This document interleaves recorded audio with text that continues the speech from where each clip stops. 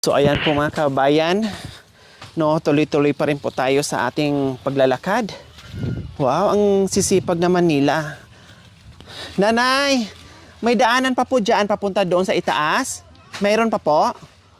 Ah, okay. Wow, ang sipag nyo naman. Nagdadamo ng mga pananim. Nanay, anong pangalan nyo po? Po? Biki. Nanay Biki, ilang taon po kayo, Nanay Biki? Ilang taon na po kayo? Mga 50 years old.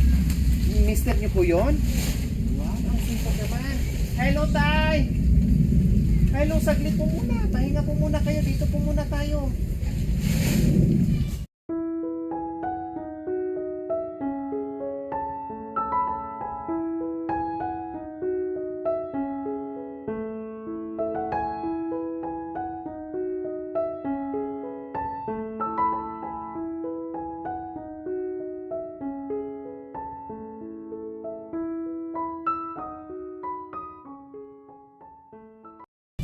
Naglilinis ng mga kabayan sa mga pananim nila. At ito, may mga luya nga, no? At ang tataba ng mga saging nila mga kabayan. No, ang tataba ng mga saging nila.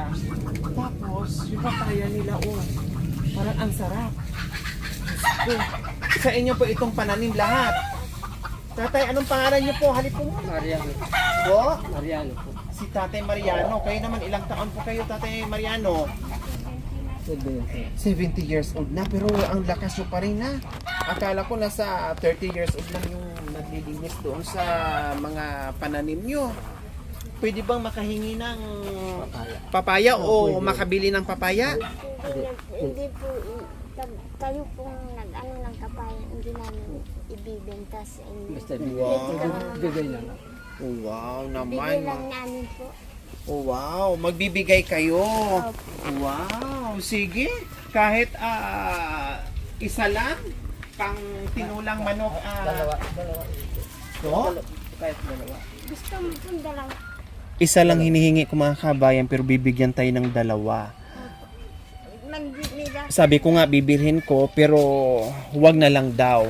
Paano natin maabot? Akyat. Ay, akyat. O sige, bantayan ko kayo. Baka mahulog kayo Ibigay ko sa inyo. O, iabot niyo sa akin. Okay, sige.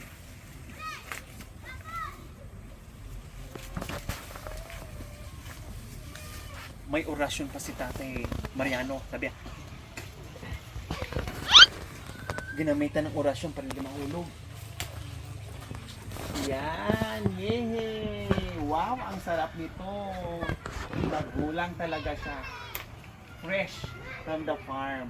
Dahan-dahan po kayo, Tatay. Dahan-dahan lang po. Si mga kabayan, ang galing ni Tatay, 70 years old, pero kaya pa umakyat ng papaya na kay taas-taas. Po? Yung ano? Ilagay mo sa Ano po? Maghukay ng ubi. ubi. May laman na po ba? May laman na. Ay, pwede? Paano ba? Tara. Ayan po mga kabayan. No, dito pa lang ang sarap na. Tapos ngayon, nag-offer na naman ng ubi. Ayan, inuhukay ni nanay.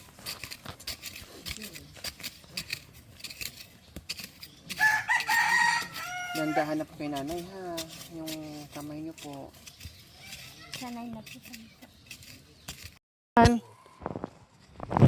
Ay, hala, ang laki. Hala, ang laki niya, Napaka-ubi naman po to. Diyos ko, talagang ubing-ubi na pure. Ano bang tawag dito? Hilayang ubi, kumbaga. Ayan, ang laki, Ginagawang ano po, kalami. Opo, hala, ang sarap, Wow. Pag niluto mo po yan, hawg ka ng hawg ng ganun. Malapot na yan.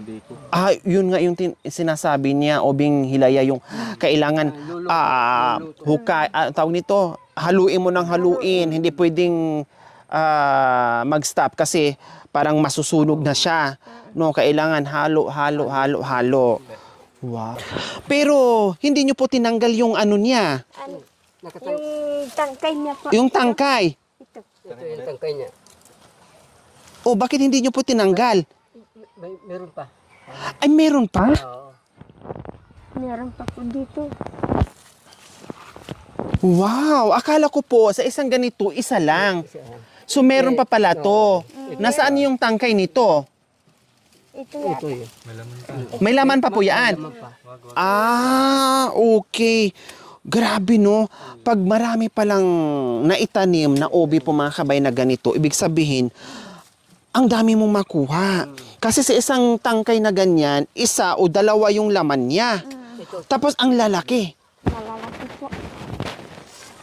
Wow, kumbaga kailangan lang talaga masipag ka, no? Dahil ilang buwan po ba ito bago mamunga, Oo. nanay? Mag-iisang taon. Isang taon. Ay, matagal. Matagal. Diyos ko, bago pala makaani ng malaki mga kabayan na ganito kalalaki, abutin muna ng isang taon. Ilang puno ito lahat? Marami sila na. Marami sila nandun. Hanggang doon. Saka dito. Ah, ayun, yung nakahilirang yun, mga obiyaan. Oh my God, ang dami. Hindi naman basta-basta to, tate, masira. Hindi Hindi. naman. Ilang buwan? Pag may sugat, masisira. Pero yan, walang sugat. Pero yan, walang sugat. Hindi masira. Pag walang, ha? Makakaabot pa ng Pasko. Ito. Bibili na lang kaya ako, dagdagan na lang kaya natin para lutuin ko sa Pasko. Kung aabot pa ng Pasko. Sige. Yung mga ganito kalalaki, nanay, para at least ano, oo, bibilihin ko na lang. Huwag mo nang bilhin ito. Hindi, okay lang. Binibenta nyo yan eh. Hindi. Okay lang. Ang ano lang dito mga kabayan, pahirapan yung paghukay. Buti ito, malambot yung lupa. No, yung iba, talagang Matigas. ang tigas at ang hirap tang kunin, talagang mapuputol, hindi mo makukuha ng buo. Ito, medyo may buhangin yung ano yung lupa, hindi siya matigas, no nanay, no? Bago kasi ako nagtanim to, inano ko muna, ginarabi ko muna. Para Oo, para malambot. Para malambot. Hindi siya mahirap. Mm. Saka ang galing nila, walang sugat. Walang sugat pag tinatanggal nila yung ubi. Talagang sabi ni nanay, sanay sila. Alam nila kung saan hukayin. Ayan oh. Kasi kung tayo lang, wala na. Napuputo na yan. Masisira. Mm.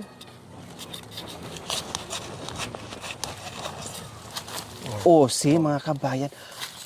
Paano nyo naman din nalalaman, nanay, na pag ganyan yung ano niya, ang galing yung mag-iwas sa pag-aano nyo. Pag-iwas sa uwi para hindi maputol o hindi masugatan. Letter Y. Wow! Oh my God! Ang dami! O tapos saan pa, nanay? Ito pa. Ito pa. Hala, ang lalaki, oh. Oh. Hala! Wow! Tapos, ito pwede bang itanim? Ay, hindi na. Matutuyo na po yan. O ito, nanay, ano yan? Mayroon din yan? Ito pa. Hala, ang laki mga kabayan. Para siyang ano, oh. Oh, tingnan niyo po, oh. Parang crabs. Maliit na lang ito. Ah, maliit pa. Huwag, sasayang. Sinusundan ni nanay para maiwasan niya hindi masugatan. Kanina, ang galing ni nanay.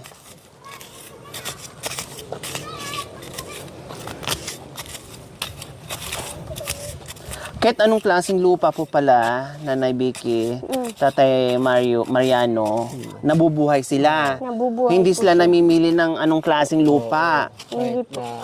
Kahit bato-bato o Pwede na. may buhangin, okay na. Mm. Ano po bang tinatanim dito, Nanay? Yung Yung, ito, halimbawa, ano bang gawing pananim para ganito. ano bang tinatanim? Saan ba? Bunga. Ganito. Ah, maliliit na ano. Mm. Bunga din to, tama? Bunga. Ah, ganito din pala mga kabayan, itanim nila. Ito yung bunga. Ah, ito. So, ayan po mga kabayan. Tanim. Pwede mo naman itanim doon sa inyo. Wala kaming pagtataniman doon sa amin. Walang lupa po doon, puro semento. Nabubuhay naman po ito sa loob ng bahay. Hindi po. Ano mo sa ano? Pag may lupa yung Sako. sako, tanim mo doon. Ah, sige. Bibili ako ng mga sako. Sako. Magtanim ako sa sala namin. Punuin namin yung sala namin, yung loob ng bahay. Punuin namin ng ubi. Hindi, sa loob mismo ng bahay namin. Sa loob. Sa kwarto. Kahit ano. Pwede naman sa CR. Si Bakit po? tumatay ka, May ahas. Oo, may Ganito po pala mga kabayan yung tinatanim. Ayun mga kabayan. Walang sugat lahat ng kinuha ni nanay, walang sugat. Expert si nanay maghukay. Parang itlog ng baka mga kabayan. Parang itlog ng baka. Hugasan natin para makita yung ubing-ube.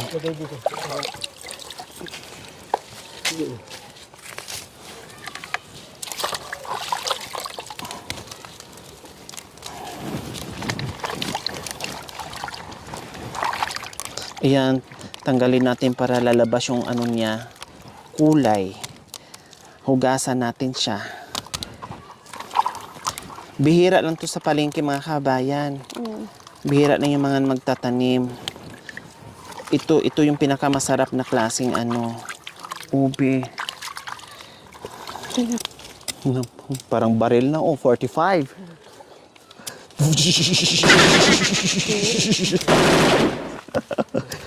Parang machine gun. Hindi ko makabayan pag nandito kami, loko-loko dito. Kahit siguro ganito tapos madilim, matakot ka na. Kasi para talaga siyang ano, machine gun. Ayan o. Tay, supot ba yan? So ayan nanay, dahil sabi ko nga, ay isa lang ang hiningi ko, binigyan ako ng 2. Tapos sabi ko, isa lang ding ubi, binigyan ako ng marami hanggat sabi ko, sige, ako na nagsabi, o sige, isa pa. Kasi parang na-amaze lang ako mga kabayan na tuwing hukay ni nanay na ang lalaki makuha niya, ang lalaki ng ubi. No, tuwang-tuwa lang ako kasi first time ko maghukay ng ubi na ganito kalalaki mga kabayan. No, natuwa ako. Kaya sabi ko, sige, dagdagan mo pa. So, lulutuin ko ito mga kabayan. No, mag-YouTube ako. O turuan nyo ako kung sino yung nagluluto ng ubing hilaya, ay turuan nyo po ako mga kabayan kung paano. No? Kasi iba din ang technique nila dito, iba din yung procedure nila dito, yung pagluto ng ube. Okay? Sige. Magkano po ito lahat? Hindi na pinapabayan. Hindi nyo pinababayaran. Bigyan nyo po sa amin.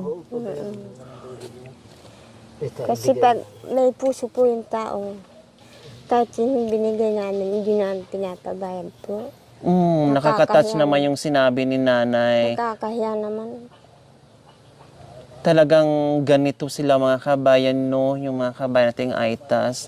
Talagang gustong-gusto din nila. Parang masaya sila sa pakiramdam nila na nagbibigay sila sa mga umaakyat dito, sa mga pumupunta dito, sa mga bumibisita sa kanila dito. No? Pero sige, hindi ito bayad. Bigyan ko lang din ng kahit papaano ay pangmerienda ni nanay at ni tatay. Ito po pang merienda. Pang merienda, hindi po bayad yan dito ha. Ito tatanggapin ko dahil binigay nyo po sa akin. Yan, pang merienda nyo rin kasi ang bait-bait nyo ha. Nanay Vicky and Tatay Mariano, meron na kayong bigas, assorted groceries at isang tray na itlog. Bukod pa riyan, meron ka pang another 1,000. Maraming salamat po. Oh, galing po yan sa mapagmahal nating sponsor na ang daming nakaka-appreciate sa kabaitan nyo dito sa kabundukan. Ang daming nagsasabing ang babait naman ng mga Aitas, kawawa yung buhay nila dyan, deserve nila yung mga tulong na binibigay na galing sa mga sponsors natin at pinagkaloob ng Panginoong Diyos. Kaya pagpasensyahan nyo na yung aming munting pagmamahal na tuwing akyat namin ay titiyakin namin bago kami bababa na mag-iiwan din ng saya sa inyo at biyaya, Tatay Mariano and Nanay Vicky. Masaya po kayo sa mga biyayang natanggap nyo? Masaya po. Maraming salamat po sa biyaya po. Ayan, walang naman po, Nanay. Naglalakad sana yung mga kapatid.